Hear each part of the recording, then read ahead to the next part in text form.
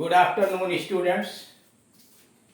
इस वीडियो के अंतर्गत हम लोग कुछ अव्ययों के अनुवाद के विषय में जानकारी प्राप्त करेंगे, जिसमें 38वें नंबर का नियम है जब कभी या जब जब। जब कभी या जब जब की अंग्रेजी व्हेनेवर होती है। जब जब या जब कभी, वह यहाँ जब जब आती है मेरे लिए मिठाई लाती है, या वह यहाँ जब कभी आती है मेरे लिए मिठाई लाती है। वह यहाँ जब जब आती है मेरे लिए मिठाई लाती है, या वह यहाँ जब कभी आती है मेरे लिए मिठाई लाती है। Whenever she comes here, whenever she comes here, she brings sweets for me. Whenever she comes here, she brings sweets for me. उसका अगला है जहां कहीं या जहां जहां। जहां कहीं या जहां जहां, wherever। वह जहां जहां जाता है कहर ढाता है। He carries fire and sword. He carries fire and sword, कहर ढाता है। Wherever he goes, wherever he goes।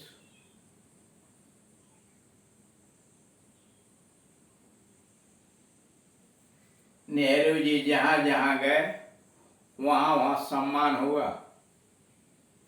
Nehru ji were welcomed wherever he went, wherever he went, जहां जहां गए या जहां कहीं गए। अगला है जहां तहां, हियर एंड देयर। जहां तहां, हियर एंड देयर। किताबें जहां तहां पढ़ी हैं। Books are lying here and there. पुस्तकें जहां तहां पढ़ी हैं। The books are lying here and there. Note, जब वाक्य इन अव्ययों करा, जब वाक्य की शुरुआत इन अव्ययों एडवर्ब्स या कंजंक्शन से आरंभ होता है, यानी जब कोई वाक्य नीचे दिए गए अव्ययों यानी कंजंक्शंस अथवा एडवर्ब से प्रारंभ होता है, तब वाक्य में पहले वर्ब आता है यानी क्रिया आती है, और उसके बाद सब्जेक्ट आता है। यानी नीचे दिए गए जो कंजंक्शन है या एडवर्ब क्रिया विशेषण है, अगर वाक्य की शुरुआत उनसे हो रही है तो सबसे पहले क्रिया आती है, उसके बाद सब्जेक्ट आता है। जैसे नेवर, अगर नेवर से वाक्य की शुरुआत होगी तो क्रिया सब्जेक्ट के पहले रखी जाएगी। Little, seldom, so, not, neither, nowhere, in no case, in no and on no account, only by, only then, only when, only in this way, not only, no sooner than, hardly, scarcely, when, या rarely। फिर ध्यान दीजिए कि इस दिए गए conjunctions या adverb से अगर वाक्य की शुरुआत होती है तो पहले क्रिया आती है और उसके बाद कर्ता लिखा जाता है। उसमें ये है नेवर है, लिटिल है, सेल्डम है, सो है, नार है, नाइदर है, nowhere, in no case, on no account, only by, only then, only when, only in this way, not only, no sooner than, hardly, scarcely, only in this way, sorry, when, scarcely when या hardly when और rarely। अब नीचे दिए गए वाक्यों को देखिए उदाहरण के रूप में। वह कभी भी झूठ नहीं बोलता।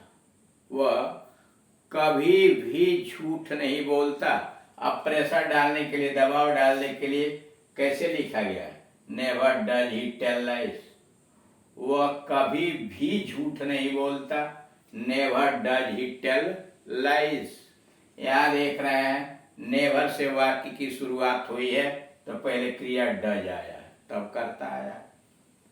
वह कहीं भी नहीं मिला। वह कहीं भी नहीं मिला। Nowhere was he found. Nowhere से वाक्य की शुरुआत हुई तो पहले क्रिया वाज आई, तब करता आया। Nowhere was he found. वह शायद ही देर से आता है।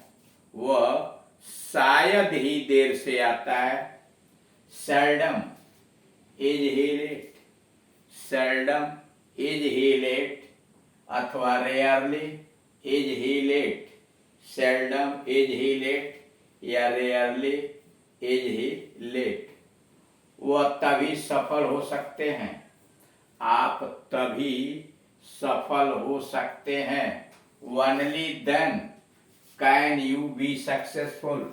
अब इसमें आप देख रहे हैं आप तभी केवल सफल हो सकते हैं। वाक्य की शुरुआत ओनली देन से की गई है। वाक्य की शुरुआत ओनली देन से और तब क्रिया यू के पहले लगाई जाएगी। Only then can you be successful. Only then can you be successful. उसके बाद है राधा मछली पसंद करती है। राधा मछली पसंद करती है। और मैं भी। राधा मछली पसंद करती है और मैं भी।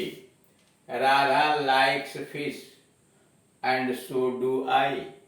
Radha likes fish and so, देख रहे हैं सो पहले आ गया, तब यहां डू आया और आई करता उसके पीछे आया। वही किक का अनुवाद। किक का अनुवाद हिंदी या उर्दू वाक्यों में जब कि आता है, हिंदी हो या उर्दू का कोई वाक्य हो और जब उसमें कि आता है तो उनका अनुवाद सावधानी से करना चाहिए। हिंदी या उर्दू के वाक्य में जब कि कंजंक्शन के रूप में आता है तो उनका अनुवाद सावधानी पूर्वक करना चाहिए। ऐसा क्यों? इसलिए कि का अनुवाद भिन्न भिन्न अर्थों में होता है। सावधानी पूर्वक उनका अनुवाद इसलिए करना चाहिए कि का अनुवाद अलग अलग अर्थों में होता है, भिन्न भिन्न अर्थों में होता है और इसका प्रभाव वाक्य की बनावट पर पड़ता है। उसकी के अनुवाद के साथ साथ ही वाक्य की बनावट पर भी उसका असर पड़ता है। एक बात और, हिंदी उर्दू में नरेशन के नियम एकदम सरल है। एक बात और जान लीजिए, हिंदी हो या उर्दू है उसमें नरेशन का नियम एकदम सरल है, क्योंकि नरेशन बदलते समय केवल इन्वर्टेड कामास के बदले की का प्रयोग किया जाता है। करा कि हिंदी और उर्दू में नरेशन का नियम एकदम सरल है, क्योंकि नरेशन बदलते समय यानी डायरेक्ट से इनडायरेक्ट बनाते समय केवल इन्वर्टेड कामास के बदले, यानी जहां इन्वर्टेड कामाज लगा हुआ है उसके बदले की का प्रयोग कर दिया जाता है। सर्वनाम तथा काल को बदलना नहीं पड़ता, यानी प्रोनाउन आया हुआ हो अथवा टेंस को बदलना नहीं पड़ता। नहीं, हिंदी और उर्दू में बीच में की लगा दिया जाता है इन्वर्टेड कामा के बदले, प्रोनाउन भी नहीं बदलते हैं, टेंस भी नहीं बदलते हैं और वाक्य की बनावट को भी बदलने की कोई आवश्यकता नहीं पड़ती। यानी इन्वर्टेड कामा हटा के हिंदी या उर्दू में केवल बीच में की लगा दिया जाता है। न प्रोनाउन बदला जाता है, न वर्ब बदला जाता है, और न ही वाक्य की बनावट बदलनी पड़ती है। परंतु अंग्रेजी में नरेशन के सारे नियम ध्यान में रखने पड़ते हैं। परंतु अंग्रेजी में नरेशन के सारे नियम यानी डायरेक्ट से इनडायरेक्ट बनाने का जो भी नियम है वह ध्यान में रखना पड़ता है। इसलिए की का अनुवाद सोच समझ के करना चाहिए। यानी नरेशन का जो नियम इंग्लिश का है डायरेक्ट से इनडायरेक्ट बनाने का, उनको ध्यान में रखते हुए ही हमें अनुवाद की का अनुवाद करना चाहिए। अब आइए चेंज ऑफ पर्सन, यानी डायरेक्ट से इनडायरेक्ट जब आप बनाते हैं तो इंग्लिश में करते क्या है, उसी में रूल नंबर 1 दिया है कि के बाद आने वाले प्रोनाउन का अनुवाद सोच समझ कर करना चाहिए। की के बाद हिंदी में जो की आता है उसके बाद आने वाले प्रोनाउन का अनुवाद सोच समझ कर करें। कारण यह है कि के बाद आने वाले